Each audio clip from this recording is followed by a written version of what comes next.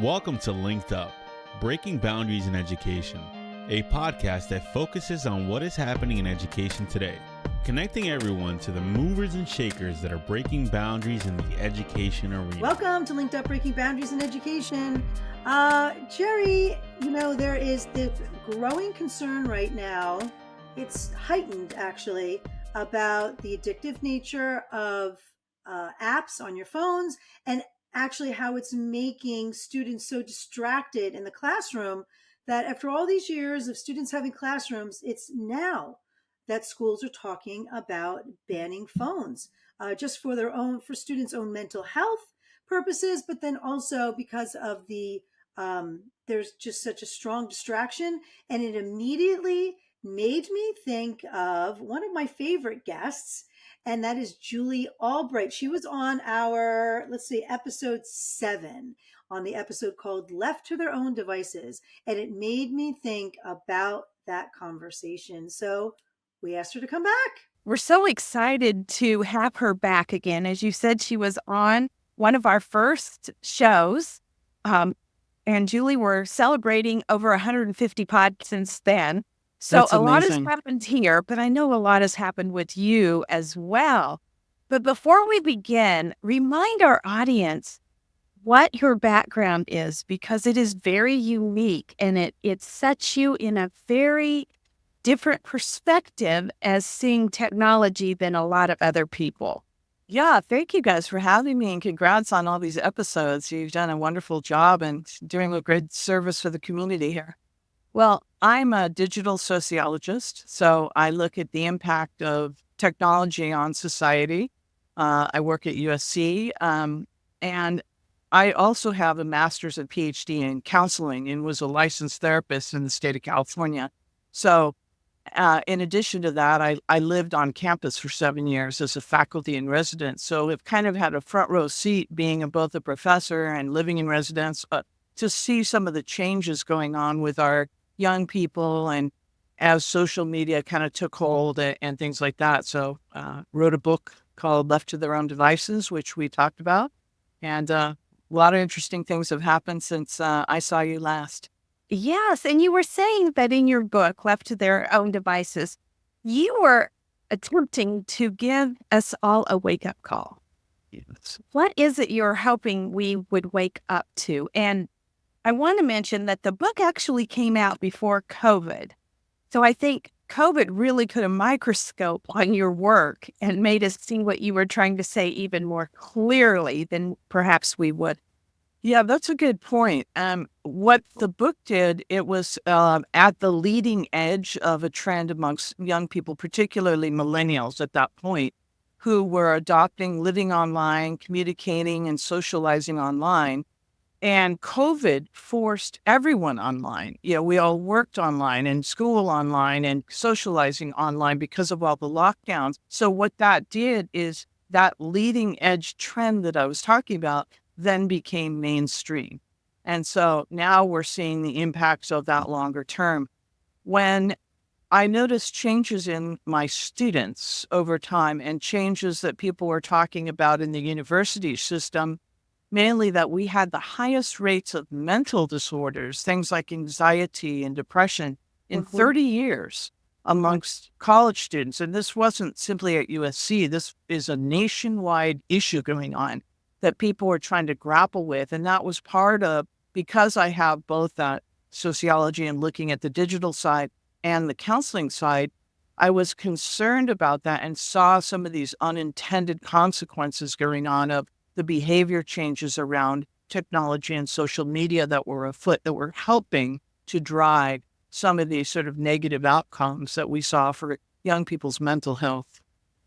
Right. And what is it that you were hoping that we would all see and maybe avert? I was trained to look at systems. Behavior happens in a context. So when I saw these students suffering from mental health disorders, a quarter of them were on some kind of psychotropic medication for an anxiety or depression. Suicide rates were up. It was quite frightening. Thinking about what changed in the context that was setting the stage for that. And looking back at some of the longest sociological studies, you go back to Emil Durkheim, for example, he looked at the fact that people that were more tightly woven into their communities via, in this instance, church, the Catholics versus the Presbyterians, he found that people, in his seminal book is called Suicide. I'm sorry to bring up that title, but he looked at the people's essentially mental health suicide rates and found that those that are more woven into the social fabric were less likely to have these mental issues and were less likely to commit suicide. So what unraveled in terms of our social moment now, I started thinking, what changed? Well, many things change. And when you think about that anchor point, for example, kids weren't getting into relationships anymore. You go back to maybe post-World War II and the big baby boom, people married their high school sweetheart. Well, now 69% of kids in high school have never had a boyfriend or girlfriend or a relationship of a romantic type. So, and going into the 20s now, people aren't getting married. They're not buying homes. They're not having kids. They're not going to church. They're not joining community groups. So all these things that sort of, again, weave you into the social fabric, bolster your mental and physical health, have been pulled away, or what I called untethered in my book, and replaced with, at this point, all this focused time, 4+ hours, up to 10 or more hours a day on social media. So it's kind of like building your house on sand. And there are aspects of social media, including the addictive qualities of it, and include the hyper fabulousness, of the tuned faces, the filters that, presenting the best fabulous life possible, where, a young person who's just developing their identity, their sense of self, maybe they're insecure, especially teenage girls, about their looks, their bodies, their, development, are looking to these fabulous images going, well, why isn't my life like that? Why don't I look like that? Look how beautiful. When that person doesn't even look like that, they're showing a highly curated, highly tuned image of themselves. And yet nobody, even that person, can't live up to it. So it's sort of true. And that it's addictive. So you want to stay in there, stay in it. And so those are the qualities. So it's coming untethered from the stabilizing factors, combined with being super glued to social media and some of these sort of negative, things that are going to lower your self-esteem, drive anxiety, drive depression and envy and all these kinds of negative emotions that are embedded in our visual social media, like the Instagrams and TikToks of the world. Yes. So you wrote this book talking about all of these and, giving warnings about what was happening back in 2019. Since then, COVID happened, and now we're realizing that all of that was exacerbated.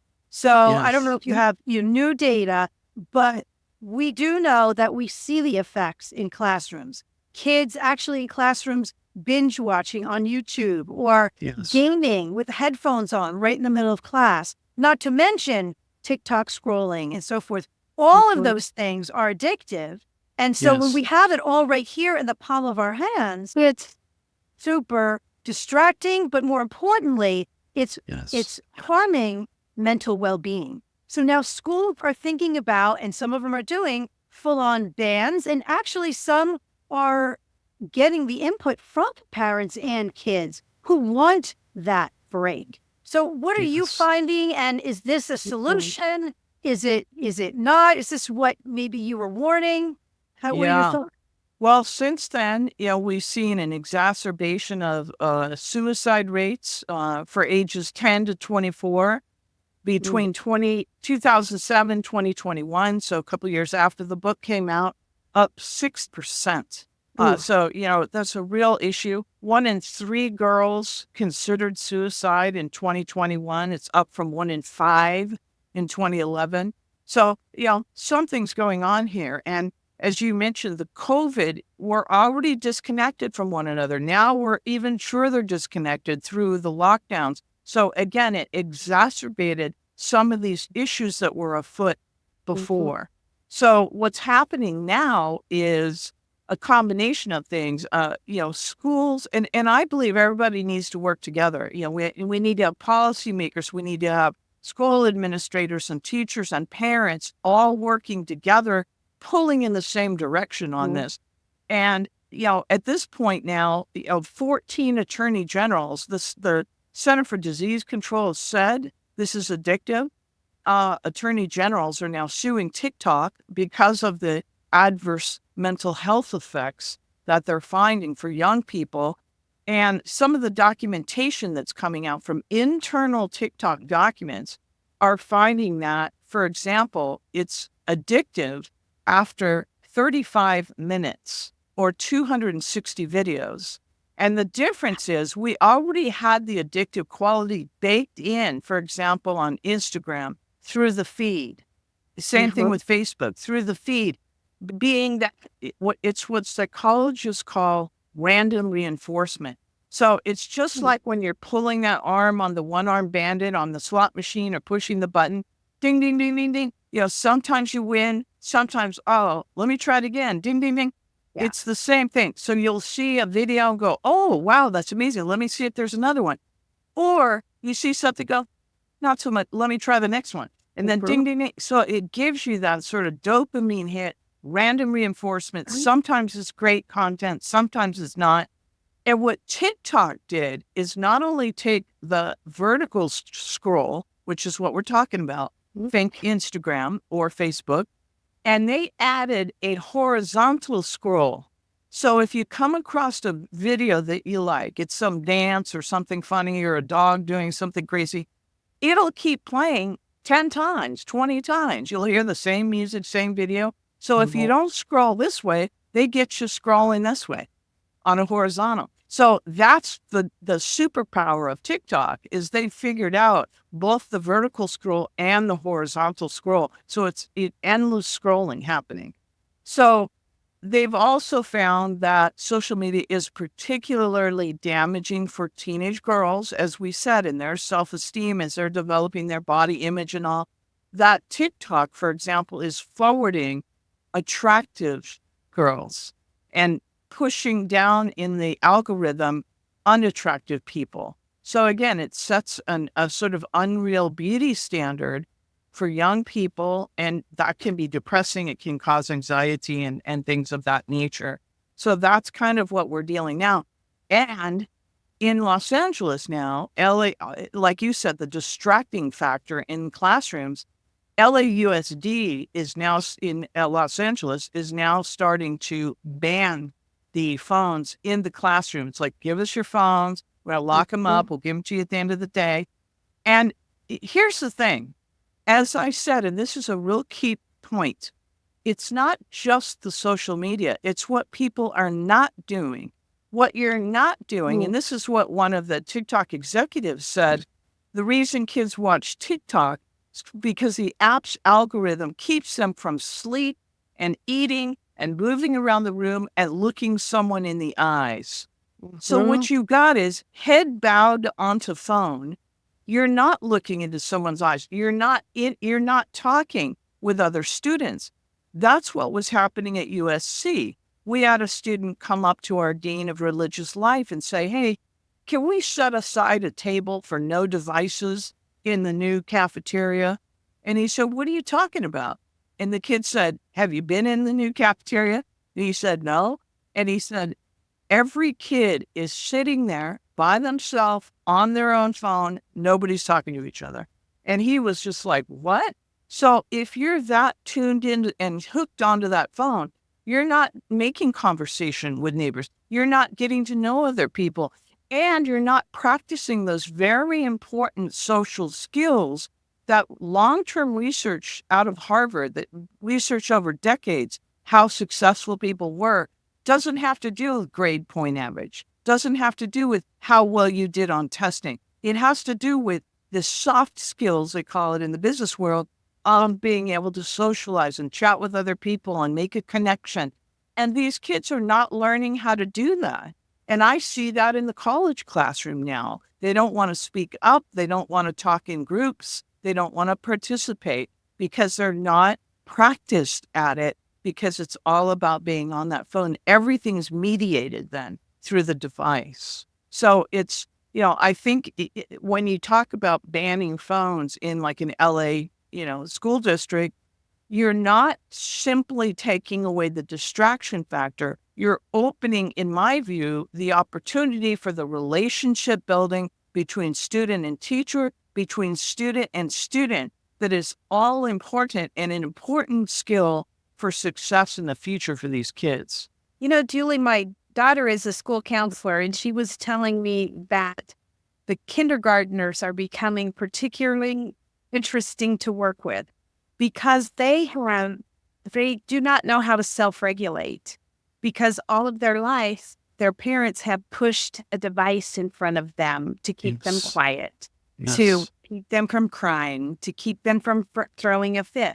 And so they've always been handed this device to regulate their emotions. And so she said it's very difficult trying to teach those self-regulation skills now, on top of just getting used to coming to school, right? Unbelievable. Yeah. I went on a world tour with this book when it came out, and I had occupational therapists come up running up to me afterwards saying, we're seeing delays in speech because kids, and it's not only the kid, but the parent is on their device. Yes. They're not talking to the kid as much. So there's speech delays happening and developmental delays happening. All these unintended consequences happening. And think about, the gaze of the parent, we know, is one of the most important things for internalizing your sense of self as a kid. We know mom is gazing at a phone and, here, just have a smartphone or have an iPad. As I said in my book and in my talks, if you look up baby with iPad, last time I did this on YouTube, I got over 60,000 videos of babies who know how to open apps, who know how to play a game, who know how to run a YouTube video, and they can't speak yet. So they're acquiring digital skills before requiring language, which is going to rewire their brain neural pathways. So they're going to think differently than you do or I do, because their first taste of communication is person to digital rather than person to person. That's scary. That really, just the implications that you just laid out are devastating, actually. I mean, they really are. And it's very hard because we have to learn to cope with this.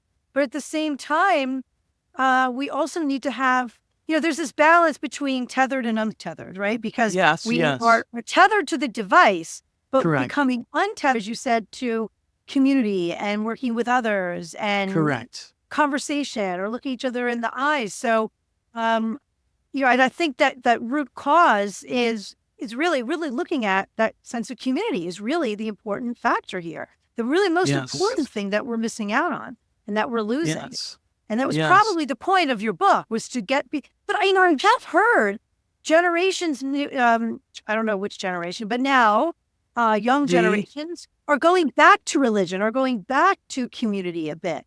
Is there a silver lining? So AI is here now. We have these challenges with the cell phones. We have these challenges with social media. But is there a silver lining to all of this in our face? Are people realizing we do need connection with people? Is there going to be a shift? Well, happily, we have seen some of that. There are groups, for example, at USC that are student-driven, not coming from the top down, where, hey, let's sit around a fire pit and have a conversation. Let's get together and do a hike. There's a group called Brick out there, which, when your phone is dead, they call it Brick. So the company's called Brick. And you go out and do a hike together, and it's a no cell phone zone sort of thing. So setting aside these sort of sacred spaces, what I advocate for is at the family dinner table, have dinner together. And I'm recalling a conversation I had with a friend recently. I was making an important life decision, and we had gone to lunch and we were going to discuss this, and he was talking, and I'm waiting to discuss this thing that we were getting together for. And when I started talking, he picked up his phone and he's scrolling and answering emails and texting. And when I stop talking, then he starts talking.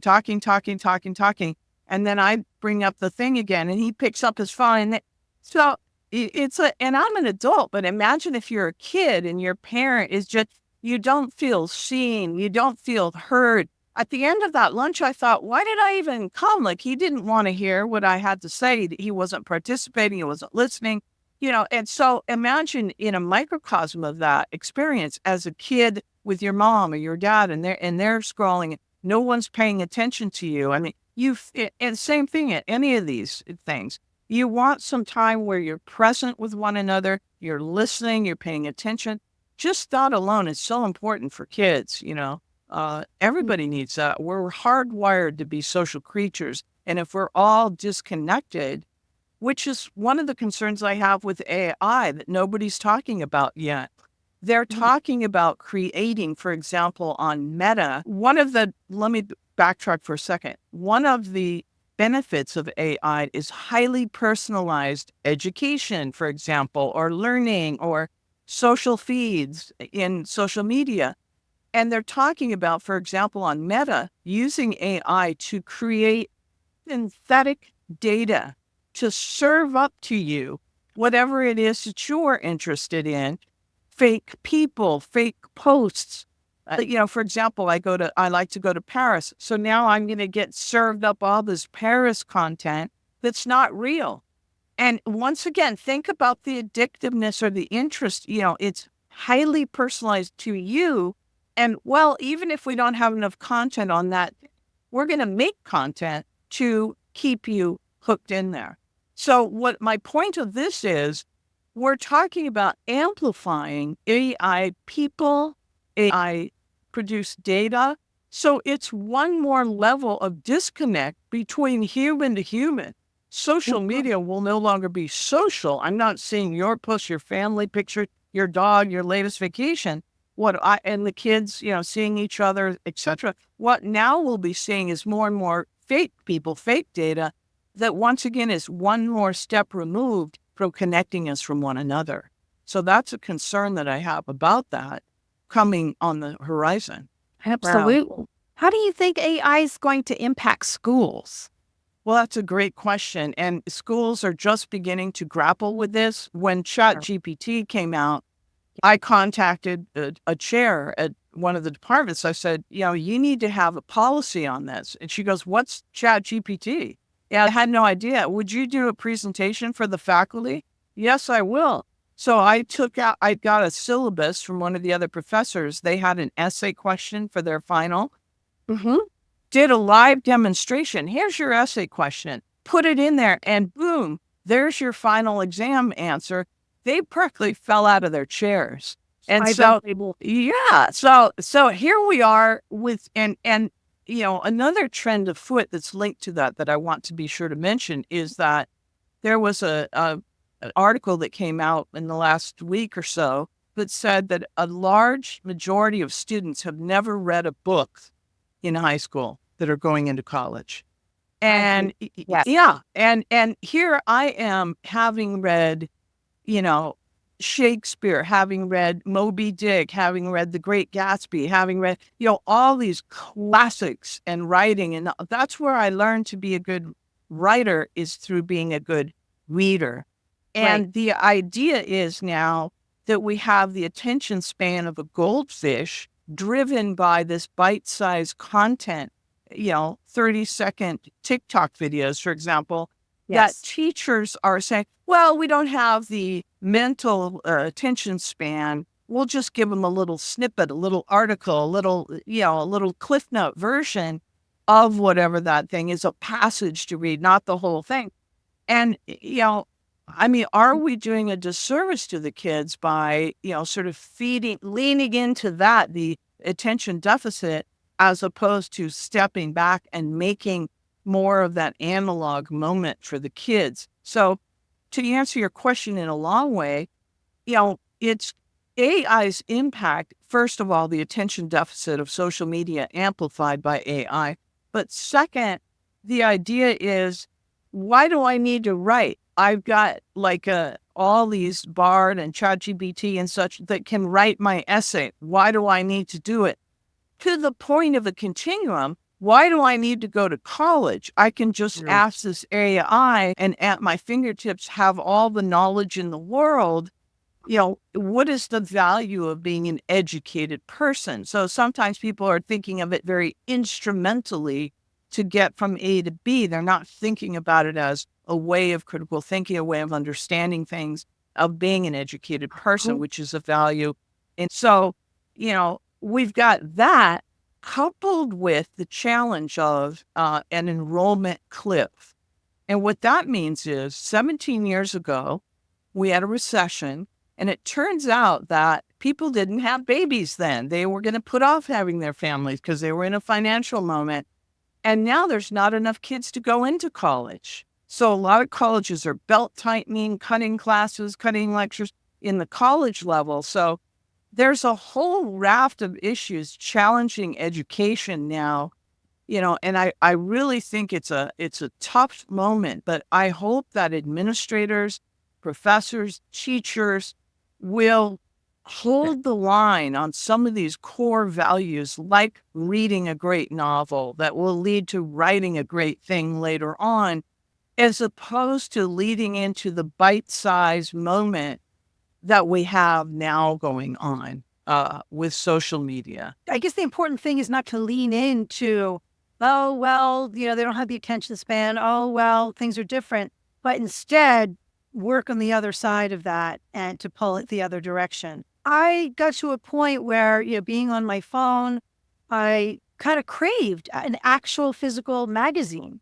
So I get magazine subscriptions again. I love paging through my magazine. So I'm hoping, and seeing perhaps that, like you said, a bricked activity that are, different experiences that are out there. I'm hoping that people are feeling that need, that void, that gap that, being tethered to your phone is causing with respect to, because of their diminished attention spans as well as their diminished mental health, and going in that opposite direction naturally. But we need to do that in education intentionally, I think, as well. Yes. The other thing, we talk about connections to others. I also wanted to underscore connections to oneself and your body. This means eating well. This means moving and exercising. That's one of the greatest combatants to depression that we have. It's even more effective than talk therapy or drugs. So, that's the kind of thing we need to be doing. And time out in nature, and what they call unfocused attention, looking at the clouds, seeing a bird go by, that actually calms your brain. And they've actually produced a psychotherapeutic technique called EMDR, which is rapid eye movement, which was coming out of a woman's forays in Central Park, where she was just looking around at the birds and all, and came back feeling better. So she sort of replicated that looking around movement with the EMDR as a very effective treatment modality. But, go out in nature. That's the bottom line there. And again, these are things that families can do. These are things that, perhaps schools could find ways of doing. And I do underscore in the book, and I want to say here, if you look at the schools where the kids of Silicon Valley scions are going, they're not on devices all day long. The research shows the lower social class level, the more time you're spending with televisions, with screen time. When they go to the Waldorf school or these others, they're not on screen time. They're doing movement and dance and art and outside, all these things that are healthful, that are bolstering health and creativity and thinking and mindfulness.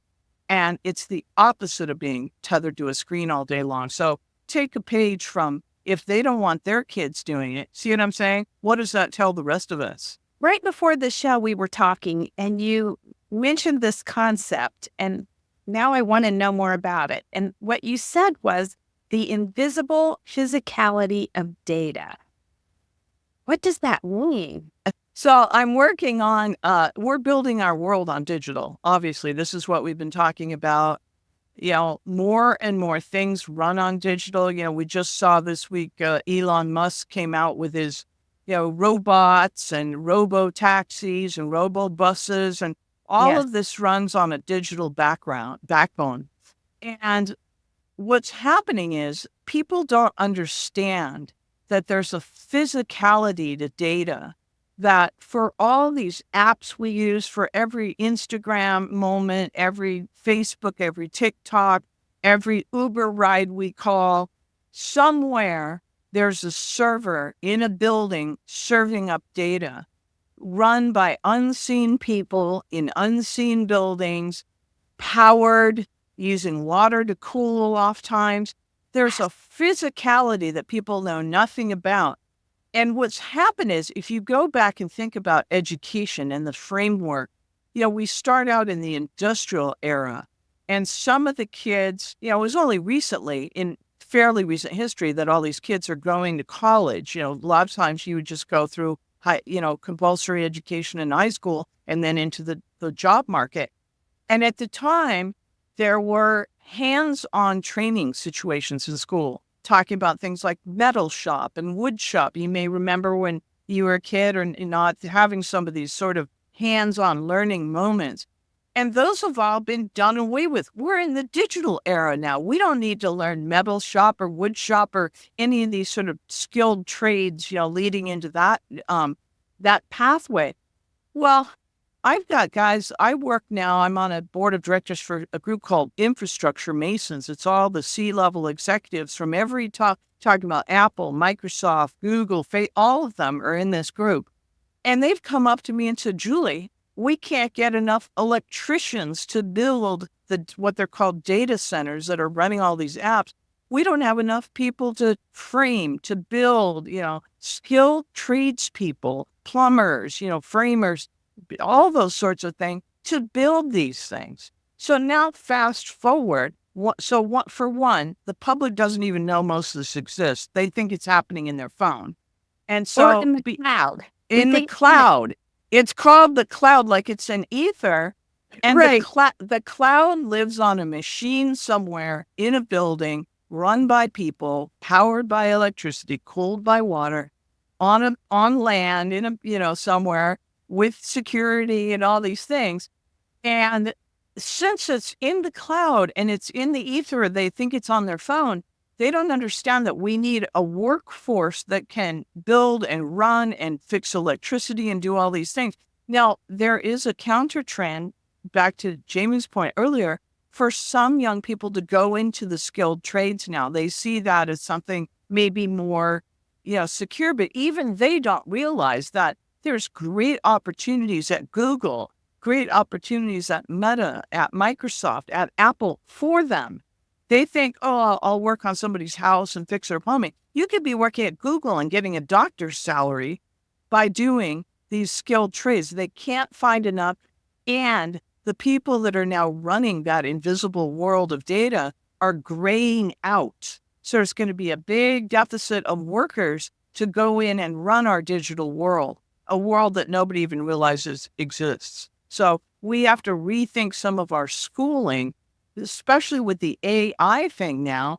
It's going to be this huge building, and we need to run power, electricity, utilities, nuclear, they're getting into it. There's all these physical opportunities for young people, for jobs, all across that spectrum that people just don't even know exists. Wow. Yeah. So we need to get people educated about that. Schools educated about that. That's right. And bring in some of these, back to the skilled trades, bring that back into the curriculum. When people think we've gone digital and to the cloud, they think we've virtualized everything. But the cloud simply means that your data is living on someone else's server, on a machine in someone else's building. It's still somewhere. It's not floating around. It's a physical thing. And so, even the data, for example, if you're watching TikTok videos that are coming over from, Korea that are, guys dancing or coming in from Australia. Those are not flying through the air. They're coming through undersea cables that are laid by people like Deadliest Catch out there on boats on the sea. I mean, it's unbelievable. There's an entire physicality that's completely invisible to the average person. That is so interesting. I am so glad you brought that up because we don't think about that. No, and schools need to rethink and make room for the digital, people that are going to run our digital world going forward. And everything's being digitized: electricity, water and wastewater treatment, transportation, our payment systems and finance. If you go into a store and the internet goes down, suddenly they're like, well, sorry, we have to close. We can't process payments. We can't help you. Everything, hospitals, healthcare, airlines, you name it, it's becoming digitized. So we need people that can run that world in the background. And there's a dearth of people that even know what's going on there. Also elevate those opportunities as well. Yeah. Right. So I think that's so important. Now, you have a gorgeous background right now. You have that for a reason. You traveled to get away from it all to focus on your new book. Yes. So can you tell us the direction you're moving with this new book without spilling the beans too much? Yes. Well, I'm going to try to explain this physicality of data to the public and to bring out, like, what questions do we need to be asking ourselves? What about this workforce? How do we power this world that we're building on digital? What are the fragilities? Where are the points of breakdown? What do we need to do when the machine, stops? When we don't have the internet? Do we have backup plans, resiliency plans? How do we do that on an individual, family, community, business, even larger, governmental level? Because it's going to happen with the intersection of digital, people, and climate change and power. All these things coming together can create a perfect storm situation. And so we need to make some, pretty tough decisions. For example, nuclear power, as I mentioned, Microsoft is just firing up 3 Mile Island. And there's another AWS is working with a nuclear power plant. They're talking about needing so much power. AI takes 10 times the power that Google searches take and much more water. And so we have as communities to make very difficult decisions about these buildings, about the people, about where we put them, about how we power them. We're going to run out of power at some point. So we're going to need to really rethink our whole way of doing things if we want to run a digital world, which it's intensifying. It's not going backwards. And the water is a critical piece too. That's kind of scary. Yeah, and there is another opportunity for young people to innovate. How do we use less water to cool? What are new ways of cooling? How do we create greener data, for example, that the programs are smaller, so it doesn't take as much compute? People that are coding that don't think about the physicality of data, they don't understand that the larger that program grows, the more energy, the more water, the more, you see? So then you want to reduce the size of those programs, for example, to make them greener. There's a whole chain of things that young people can do to address the sustainability around our digital world that's very important as well. Absolutely. Well, there's one more thing I want to ask you before we let you go. Did you say that they made a documentary about your last book? I did. I've actually made two. They made one about my book, which is about to come out, called The Cost of Convenience, which is really dives into these issues that we've been talking about today. And there are professors from Cambridge University, Oxford, Robert Greene, best-selling author, 48 Laws of Power, and others is in it. Roger McNamee's in it, who is the original Facebook investor. So it really takes a deeper dive into these issues of the unintended consequences of our connectivity and social media. And then there's another film that's being made. I just got sent a cut of it actually yesterday, which is I can't really spill the beans on the whole thing, but it's the next film, which has to do something with technologies and the body.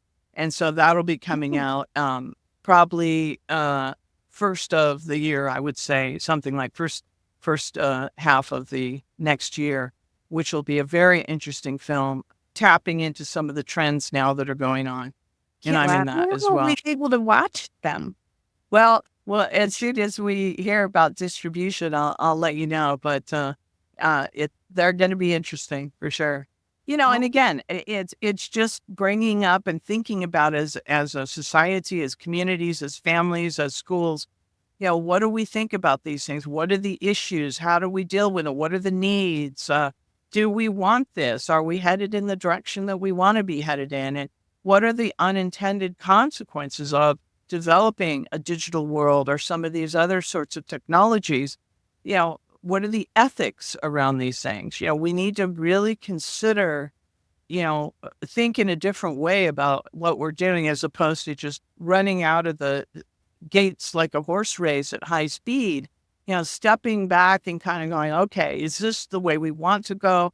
What guardrails do we need? What needs to be in place going forward around AI, around these technologies, and all of the above. So that's kind of what we need to be I'm more thinking about. intentional, and we need to make sure that we are considering implications and knowing why. I think your book that you Left Their Own Devices, your existing book, and the book you have coming out, both sound like they help us to maintain that and keep intentional and really be considering those ramifications. So yes, and just some of the unseen, unintended consequences, and for example, the sustainability aspects of a digital world. When you're talking about these massive workloads for AI, I mean, people just don't understand. Great. The cost of convenience again, the convenience of running a ChatGPT search versus we have to have all these buildings and all this power and all this, do we want to sort of balance that out or be aware of the cost of the convenience of all the digital in our lives? Yes. Well, Jamie, I have to say the best part of spending an hour with Julie is she makes us so much smarter. And she opens our eyes to so many things. And my brain is just on overload of all of the things that we've talked about today and all of the ramifications of the technology from social to environmental. I just love talking to you because you expand our horizons. Oh, thank you. We think about you more. I mean, different topics. I always go back to that episode 7, and now I'll be able to go to episode 7 and episode whatever this is going to be. I'm not sure.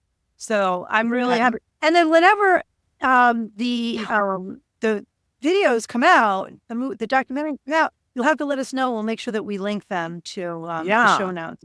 It'll be great. I'm going to screen the next one probably tonight. And so they're mixing and scoring and doing all that now. But yeah, it's pretty interesting. But, it's good to think about. And like you said, I think the key word that you use is intentional.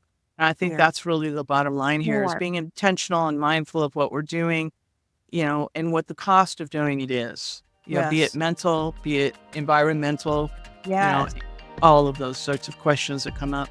And you're in the perfect position that you see the cost from so many different perspectives. Digital sociologist and now movie star. So when I get to see you in person, I will get your autograph. But we thank you for spending this time with us today. Thank you, gals. It's always a pleasure. Thank you so much. Thank you for listening. And if you would like to stay linked up, be sure to follow us on Apple and Spotify, and subscribe to us on YouTube.